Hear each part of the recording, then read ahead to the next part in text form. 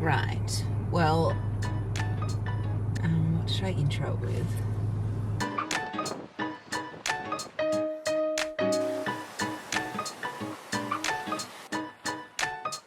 Okay.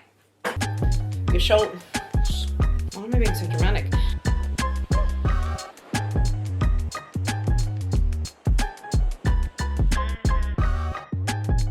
Good morning.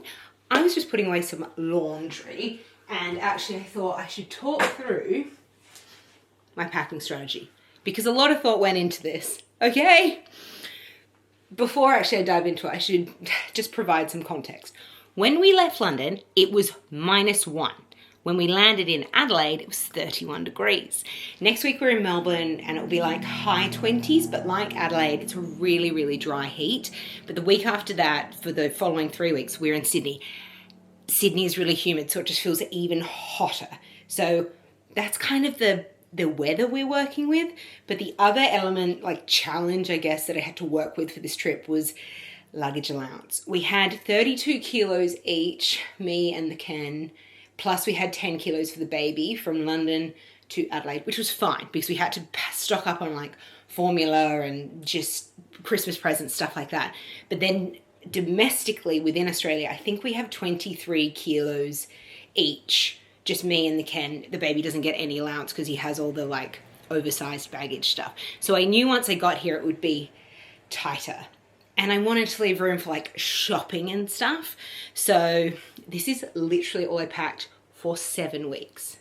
I'm very proud of this. Normally when I pack, I'm like free and fancy and free. Does that make sense? I'm just like, whatever, keep it under the limit. I don't care.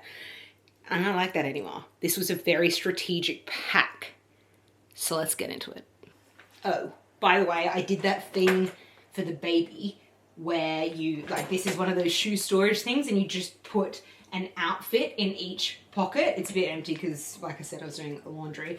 But honestly, I really recommend you do this. It meant, like, I literally put all his outfits in it in London, rolled it up, put it in a suitcase, unrolled it here because baby storage is just annoying and it's like hard to find stuff when you put it in all different drawers and stuff. Really recommend you do this when you're traveling. Anyway, back to me. First up, t-shirts. Reformation t-shirt, plain white Uniqlo t-shirt I talk about all the time, Ganni t-shirt. I feel like I probably didn't need the plain white t-shirt, but it felt irresponsible not to pack it, you know? Then we have 2 short sleeve shirts.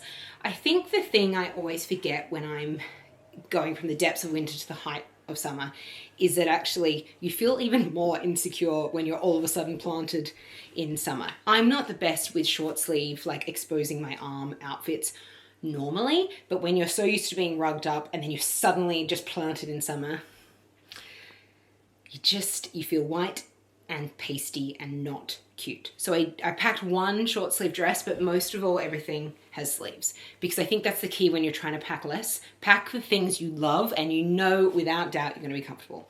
So anyway, I digress. These are both parts of sets. This is actually part of a pajama set because you need 2 sets of pajamas. Like my other, actually they're here. I have this set of pajamas and then I have this set. But the thing about this set is that this you can wear on the beach. Versatility, key theme here. This one's from Binny. This one is from Beyond 9. Then we have long sleeve tops. All of these I could chuck over anything at the beach, which was key. Again, versatility, but also I could just put on all my gold jewelry and wear it to dinner or wherever else I might be going that's not the beach. So this one is a Ma and Lynn, just like linen top, very cute. This is a Beyond 9, it ties up at the front. I don't know if you can see that.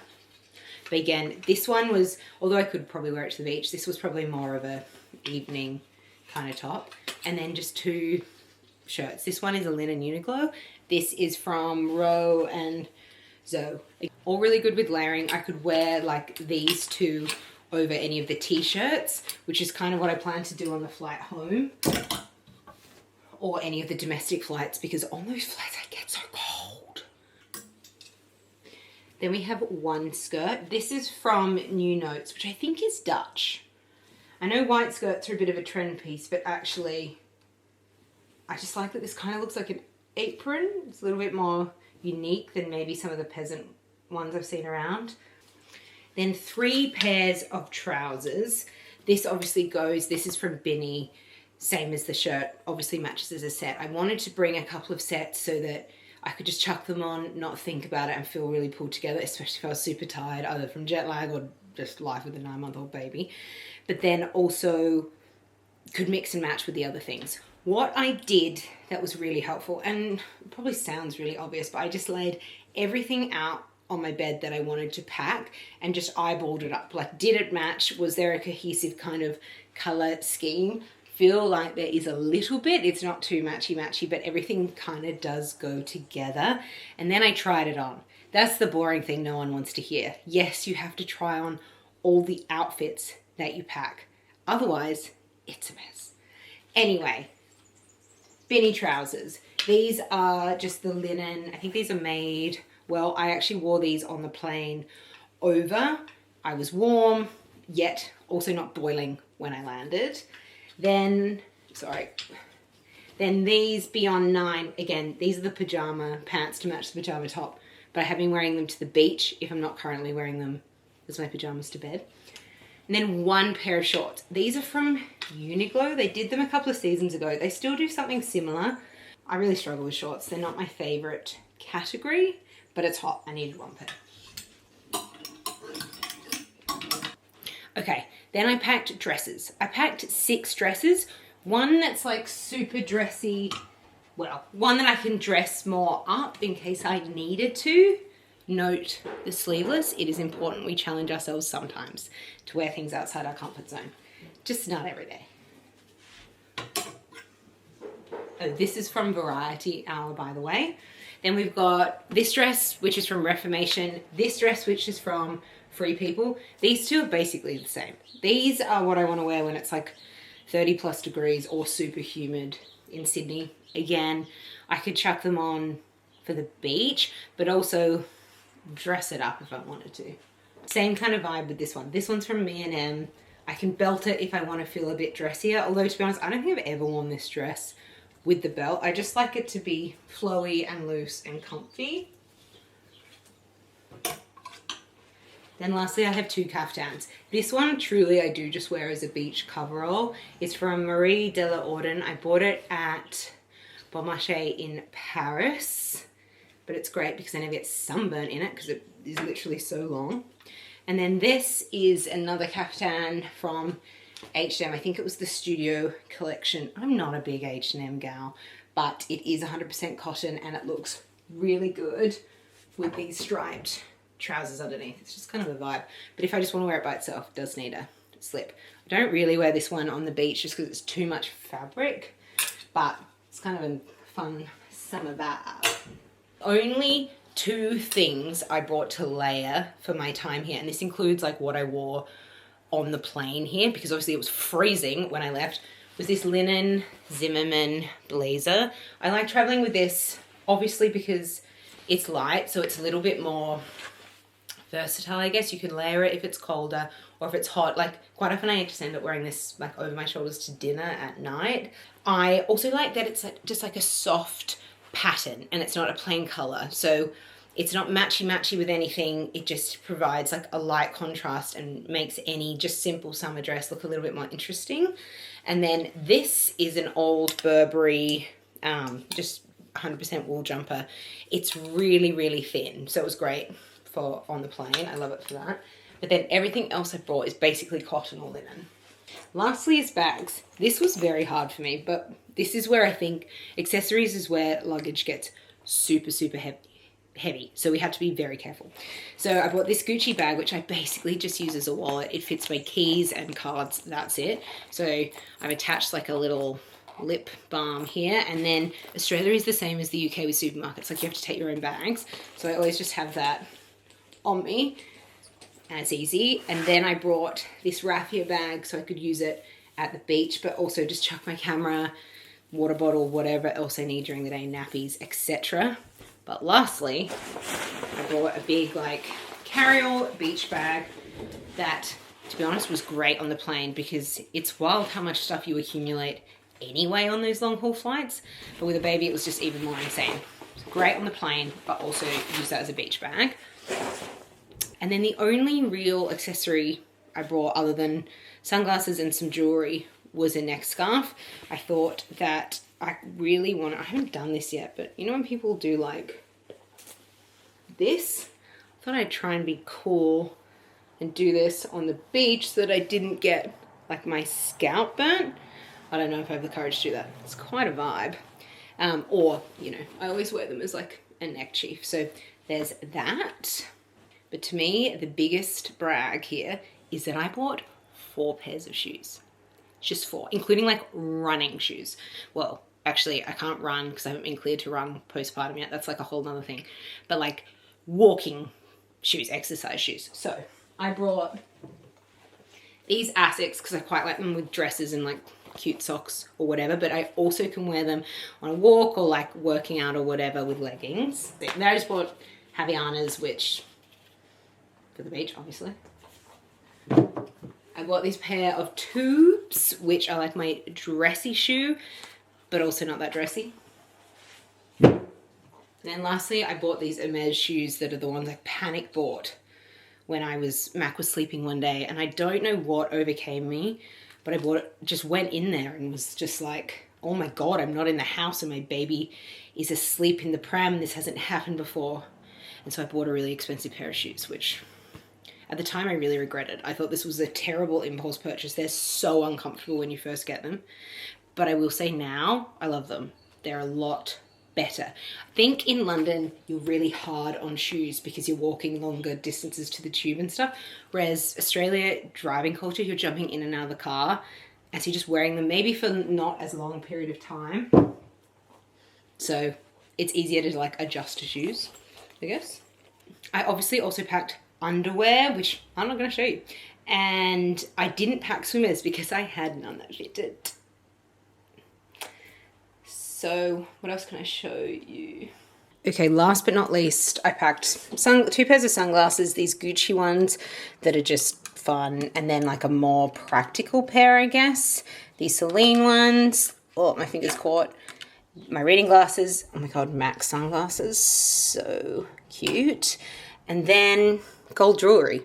I don't know, this is my travel jewelry pack. I did pack other jewelry, it's such a mess in here. But to be honest, I literally just wear the ones I'm wearing here. These Monica Vinader earrings, my wedding rings, and this, you know, a couple of gold necklaces. So probably didn't need to bother bringing anything else, but you never know. But anyway, we're gonna go to the bakery, I think, get some lunch. And yeah, I'll talk to you guys later. Bye.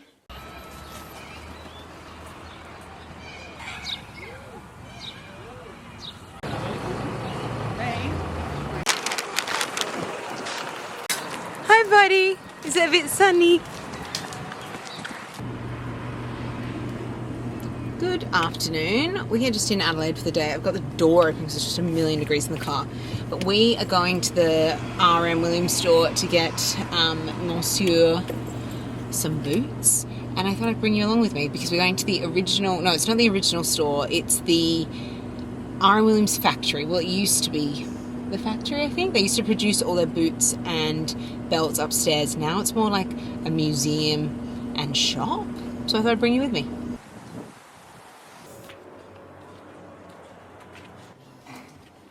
I think it's like these are how all the different types they've made over the years. Look at this. The smoko or break in the workday is an outback tradition observed almost religiously by most people in the bush. Said smoke break. Of course they've got a huge jack.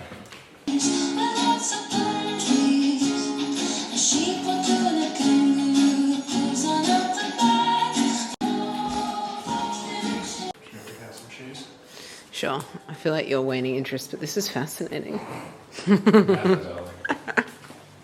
Alright, what do you want? Do you want something like classic? Actually, do you want brown or black? Probably brown. Yeah, I think so. Probably better for work. Yeah. More interesting as well. Just hilarious wearing something like this to your office job in London, but they're nice. The Ken does what he wants. So these are just the cow leather ones, which I think, given you're going to be in the office, is better. Whereas these are the kangaroo ones, which are hardier. I don't think we need those for finance bro life. Alright. Good afternoon. It's a bomb site in here. I'm about to start packing because we're going from Adelaide to Melbourne tomorrow. I actually stopped filming when we were in the RM store because, to be honest, I find it really awkward to film in public, and I think it's better to ask for forgiveness than permission to film. And the guy was just giving us this whole spiel, and he was so young and nice. I didn't want to make him uncomfortable by asking for permission. Anyway, I really overthought it, so I just stopped filming. But I thought I'd talk you through what we actually bought, because I had a really interesting conversation with the young salesman there about leather protection. I always spray my shoes with Scotchgard or like some kind of leather protector, especially if they're leather. And the irony is that you do that to make something waterproof, right? But skin is leather, leather is skin. Duh. I know that's obvious, but I think we forget about that. And skin is waterproof naturally. And I always figured like you're just spraying Scotchgard on top of it as an extra layer of protection, right? But actually you don't really need to. What you need to do in order to make sure leather lasts is like moisturize it. So I'll show you the boots in a second. I bought a leather conditioner and a polish. The reason I normally buy polish specifically from brands for their shoes is often cheaper polish. I think it's alcohol in the ingredients, which actually can damage the shoe. I'm trying to see if this has an ingredients list. No, doesn't say. Anyway, also I try and get it so it's the exact same color as the shoe. Like this is chestnut to match that. And then I also bought a leather conditioner, which, let's be honest, he is not going to be using. I'm going to do it for him. So leather conditioner is a neutral coloured, well, RM Williams leather conditioner is a neutral coloured product that contains a special mix of natural Australian ingredients, includes beeswax and lanolin. Lanolin is the like the oil from sheep's wool that softens, protects, conditions, and helps repel water on leather items. Adds a soft sheen of quality to leather, boots, shoes, bags, belts, and accessories. When I actually did, this is a long time ago, I did a leather course. Like I did a module of my university degree. It was sponsored by Copenhagen Fur. So I did my undergrad in Sydney, but I ended up doing like a year abroad in Denmark. But to be honest, Scotchgarding is a lot easier, right? Like you just spray the good once I try and do it every 3 months, whatever, once a year. And then your item is protected. Whereas this is like a labor of love. But I think that there's something beautiful about doing that. And I would like to be a little bit better about, I think I'm pretty good at maintaining my garments. Husband, not so good. So I've got to teach him these things. When I did leather work at university, I remember them saying that you could basically use any moisturizer really on leather and massage into it. I think some people use, I don't want to tell you something that's wrong because I can't remember specifically, but as long as again, same with the polish, as long as there's no alcohol in the moisturizer or scents, I think scent can often be an alcohol, it's fine. But I probably would advise buying something specific for the good. So yeah, anyway, these are the shoes. I just think there's something that he will look after I will look after for him for a very long time. I've had my RM Williams for nearly 10 years. I've had the elastic replaced on mine once, and I've had them resold twice. But the boot itself is in a really good condition, and yeah, this was his Christmas present. So Merry Christmas to him. Anyway, I better get packing, but this was fun. This was my first foray into a longer form video. I find it disconcerting but also a positive that I can't really see what I look like. I feel like I'm sweating right now, but maybe you can tell, maybe you can't. Maybe it'll make me less self-conscious, because sometimes I film and I refilm because I don't like the way my hair's sitting or whatever, but I can't see. So maybe that's what makes YouTube content a little bit, in a way, almost more raw. What would I know? Anyway, have a good day. I hope you enjoyed this. Let me know what you think in the comments. If there's anything else specifically you'd like to see. And yeah, I'll catch up with you next week. Bye.